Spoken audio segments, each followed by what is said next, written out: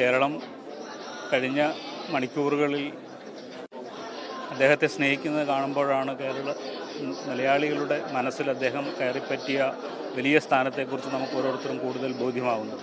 കഴിഞ്ഞ 100 വർഷത്തെ പാർട്ടിയുടെ ചരിത്രത്തിനോടൊപ്പം സഞ്ചരിച്ച വലിയൊരു മനുഷ്യൻ, കേരളത്തിൻ്റെ സാമൂഹിക പരിഷ്കരണത്തിൽ വലിയ പങ്കുവഹിച്ച വലിയൊരു മനുഷ്യൻ, സമര പാരമ്പര്യങ്ങളിലൂടെ കടന്നുപോയ ഒരു വലിയ മനുഷ്യൻ, കേരളത്തിലെ ഏറ്റവും സാധാരണക്കാരായ മനുഷ്യരുടെ പ്രശ്നങ്ങൾ ഏറ്റെടുക്കുകയും അവരോടൊപ്പം സഞ്ചരിക്കുകയും അവരുടെ സ്നേഹം പിടിച്ചു പറ്റുകയും ചെയ്തു എന്നതിലൂടെയാണ് എങ്ങനെയാണ് ഒരു രാഷ്ട്രീയ നേതാവ് വലിയ ആളായി മാറുന്നത് എന്നതിൻ്റെ വലിയ ഉദാഹരണമായി അദ്ദേഹം മാറുന്നുണ്ട്.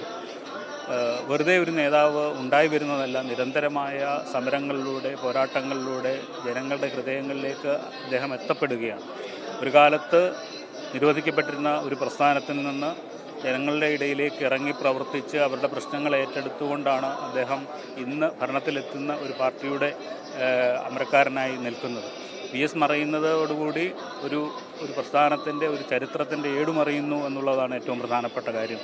അദ്ദേഹത്തെ ഓർമ്മിക്കുന്നത് ഒരുപക്ഷെ കേരളത്തിൻ്റെ ചരിത്രം ഓർമ്മിക്കുന്നതിന് തുല്യമായിട്ടാണ് ഞാൻ കരുതുന്നത്.